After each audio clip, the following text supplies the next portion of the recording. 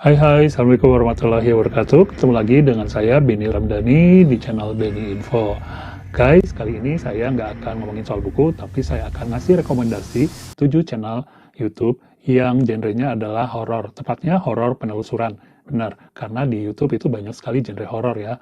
Entah itu yang podcast, penelusuran, dan lain-lainnya. Oke, sekarang kita spesialis hanya untuk yang penelusuran. Teman semuanya, kenapa sih saya ngebahas ini? Ya karena di YouTube sendiri genre horor ini sering banget menjadi trending topik. Kenapa juga bisa jadi trending topik? Karena banyak yang suka. Dan apalagi di TV sekarang acara-acara mistis, penelusuran ya, atau uji nyali semacam itu udah nggak bisa tayang. Jadi orang atau penggemar, penonton setia acara-acara seperti ini beralih ke channel YouTube. Nah, apa aja 7 channel itu yang saya akan rekomendasikan, saya akan paparkan. Tapi sebelumnya saya mohon jangan lupa untuk subscribe channel ini. Ya, terima kasih buat yang udah subscribe dan yang udah komen, like, dan share juga. Terima kasih banyak ya. Apalagi yang nggak pernah skip iklan. Waduh, top banget deh kalian ya. Nah, sekarang langsung aja kita ke nomor 1.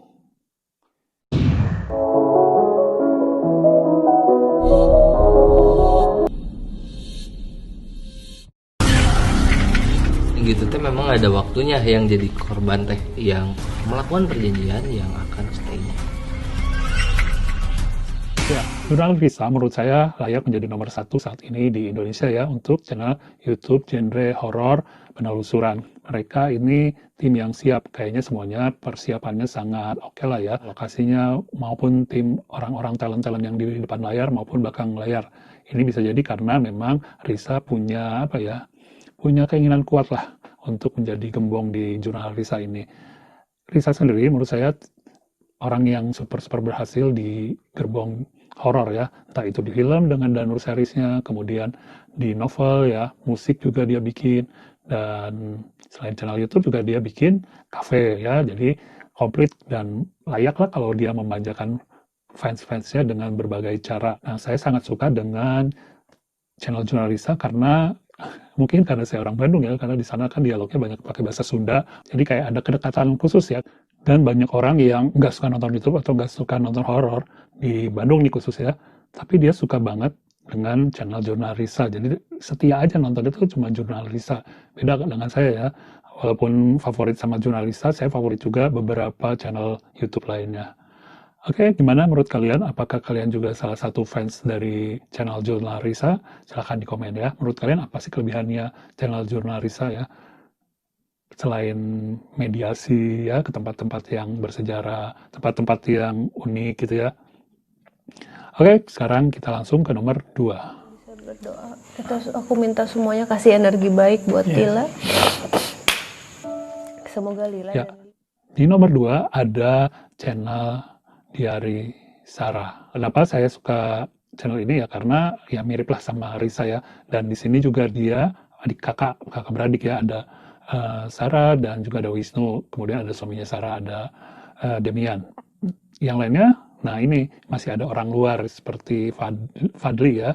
Nah dia ini kan nggak ada kerabat dan lain-lainnya juga kadang-kadang ada yang mendampingi orang luar. Kalau saya sih kalau misalnya apalagi cewek gitu, cowok, kadang-kadang kalau pingsan harus dipegang kan, kalau bukan sama ngurim kagok ya nontonnya. Atau megangnya juga jadi nggak leluasa gitu. Tapi kalau sama saudara ya bisa pegang gitu, gitu nggak ada masalah. Nah, saya suka di Sarah juga untuk mediasi. Sarah itu total ya, kedengaran gitu. Dibandingkan dengan Jurnalisa, kalau mediasi Jurnalisa itu hanya beberapa orang tertentu yang terdengar suaranya. Kalau di Sarah, karena hanya Sarah ya terdengar selalu. Dan Sarah ini juga sangat, apa ya, paham betul bagian mana harus tegang, bagian mana harus nggak terlalu tegang gitu. Ya, di sini ada penggemar DMS di Hari Misteri Sarah. Mungkin ada ya, silahkan komen siapa timnya DMS. Oke semuanya, sekarang kita langsung ke nomor 3. Bukan karena aku takut hantu, tidak. Aku takut ular. Ya, main aku belum punya kru.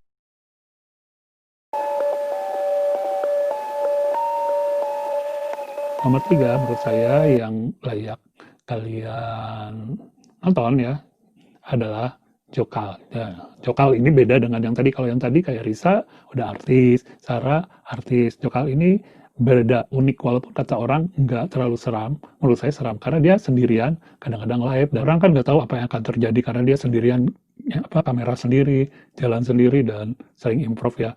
Walaupun nggak ada mediasi, dan dia tipenya bukan yang punya indigo semodel Sarah atau Risa Saraswati. Tapi menurut saya ini lebih real, lebih realistis. Apalagi dia bukan artis gitu ya. Kita tahu, nggak mungkin lah dia pura-pura gitu ya. Karena kalau pura-pura kelihatan bohong ya, karena dia bukan artis ya. Tempat-tempat yang dia datangi juga menurut saya cenderung sangat horornya tuh mencekam banget. Oke, dan belakangan ini dia suka pakai alat bantu untuk mendeteksi gitu ya. Lumayan lah sih, kalau menurut saya ada kemajuan dan peningkatan itu perlu ya di setiap channel supaya nggak gitu-gitu aja horornya. Ya, sekarang kita ke nomor 4. Kita akan menginvestigasi beberapa kejadian-kejadian yang berkaitan dengan macam itu loh. Istilahnya minta solusi pada saya itu saya. 4 ada KTJ, Kisah Tanah Jawa. Ini juga dengan Om Hao ya, dedengkotnya adalah channel yang termasuk banyak penggemarnya ya, termasuk saya. Dan kebanyakan memang settingnya di Jawa, Jawa Tengah, Jawa Timur, Jogja, seputaran Jawa lah.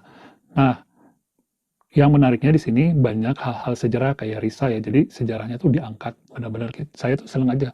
Terus apalagi kalau ke alam-alam, jadi ke dekat pencinta alam gitu ya, gunung kayak gitu-gitu, saya suka. Banyak hal yang menurut saya baru gitu kalau di Kisah Tanah Jawa ini. Dan pengambilan gambarnya juga relatif lebih menarik. Dan di sini karena ada sosok Om Hao yang indigonya yang bisa punya sesuatu lah. Daya tarik utamanya ada di Om Hao. Channel ini terus-terusan bisa menyedot perhatian banyak viewer ya, banyak netizen untuk nonton. Oke, setelah yang keempat kita ke nomor 5. Masih Dita Kasat. Udah capek deh, capek. Allahu Akbar. La ilaha illallah. Bukan gak ada yang nolongin, aku lagi ditanya. Jangan deh. Udah stop sampai situ. Enggak. Jangan itu. Nomor 5 yang juga menarik adalah Tak Kasat Mata, karena di sini ada Frisly dan ya timnya tentu saja juga ada Denny Darko. Ya penyeimbang ya, yang skeptis, yang indigo. Jadi mereka itu kayak yang nggak cocok gitu ya kalau di ini, tapi jadinya bagus sih. Orang ada yang berusaha melihatnya dari sisi logika ya, dapat diterima oleh akal. Satu lagi yang memang begitulah adanya. Dan Tak Kasat Mata ini terbilang baru dari Frisly dan Denny Darko, tapi udah naik dengan cepat. Udah pernah nonton? Apa lagi, Wak? Demen banget nambah. Goblok, bukan. Astagfirullahaladzim, astagfirullah. Gue gede banget. Coba kakak Owl. Jangkau. Tidak benar. Ya, kita sekarang ke nomor 6. Nomor 6 ini ada podcast kakak beradik. Namanya podcast, tapi di dalamnya nggak podcast saja ya, sembari penelusuran. Itu biasanya ada 3 hari berturut-turut dari live, terus ya tayang Jumat, Sabtu, Minggu, malam Jumat, malam Sabtu, malam Minggu. Nah, ini adanya sebenarnya nama channelnya MOP Channel ya, MOP-nya punya Ruben dan Jody Onsu. Tapi dia punya tema namanya tadi Kakak Beradik Podcast, walaupun yang nongol cuma Jody ya. Saya belum nonton yang bareng Ruben sih ya. Kakak Beradik kan harusnya ada benar-benar Kakak Beradik. Nah, di sini yang dari daya tariknya itu ada Mas Nanda, jago ya, keren lah.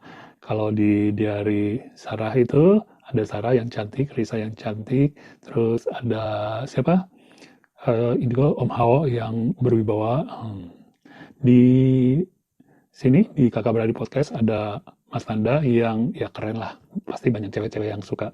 Dan menurut saya ini karena baru ya, tapi daya tariknya luar biasa ini. Ada Mas Nanda dan sekarang ada Frisly. Ada perpaduan Frisly dan Mas Nanda ini sesuatu yang benar-benar sinergi ya. Walaupun Mas Nandanya kadang-kadang keluar masuk gitu, karena ini sendiri sebenarnya kan acaranya acara Jody. Cuma kadang-kadang saya agak nggak pas aja kalau Jodinya terlalu dominan gitu ya. Karena kita tahu kan yang sebenarnya Indigo itu adanya di Frisly dan Mas Nanda. Nah, tapi whatever lah. Yang penting saya terhibur, apalagi kalau bintang tamunya seru-seru ya, yang komedian kayak gitu. Setuju nggak? Ya di sini yang timnya Kakak Beradik Podcast siapa? Silakan komentar ya. Dan sekarang kita ke nomor 7 ya.